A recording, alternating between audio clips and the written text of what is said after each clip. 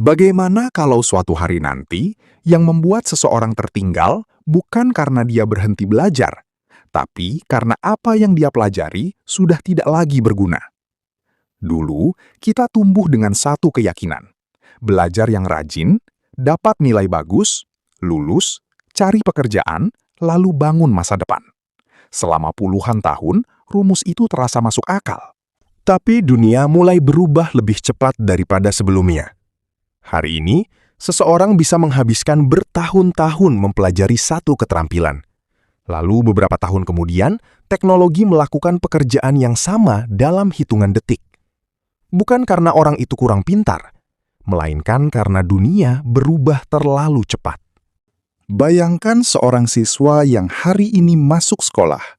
Saat dia lulus belasan tahun lagi, sebagian pekerjaan yang sedang dipersiapkannya mungkin sudah berubah total.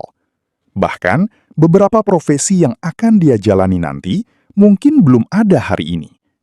Artinya, tantangan terbesar bukan lagi hanya sekadar belajar, melainkan belajar sesuatu yang terus berubah. Lalu, muncul pertanyaan yang jauh lebih besar.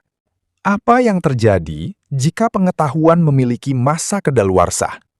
Jika setiap beberapa tahun kita harus memulai lagi dari awal, apakah sistem pendidikan yang kita kenal sekarang masih cukup? Di dunia yang bergerak sangat cepat, ijazah mungkin tidak lagi menjadi garis akhir. Ia hanya menjadi titik awal. Karena setelah itu, proses belajar tidak pernah benar-benar selesai. Perubahan ini juga menciptakan tantangan baru. Tidak semua orang memiliki akses terhadap teknologi yang sama. Tidak semua orang memiliki internet yang cepat. Tidak semua orang bisa mempelajari keterampilan baru dengan mudah. Ketika sebagian orang dibantu oleh kecerdasan buatan untuk bekerja lebih cepat, sebagian lainnya masih berusaha mengejar perubahan yang terus berlari. Jarak itu perlahan bisa berubah menjadi kesenjangan. Bukan hanya kesenjangan ekonomi, tetapi juga kesenjangan kesempatan. Di sisi lain, perusahaan juga mulai mencari sesuatu yang berbeda. Bukan hanya orang yang tahu banyak, melainkan orang yang mampu terus belajar, beradaptasi, dan bekerja bersama teknologi. Karena pengetahuan bisa berubah, teknologi bisa berganti. Tetapi kemampuan untuk belajar ulang akan selalu dibutuhkan.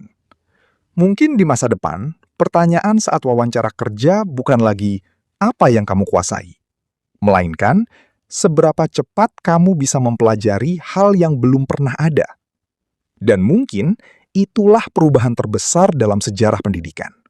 Sekolah tidak lagi sekedar mengajarkan jawaban, melainkan mengajarkan cara menemukan jawaban baru setiap kali dunia berubah.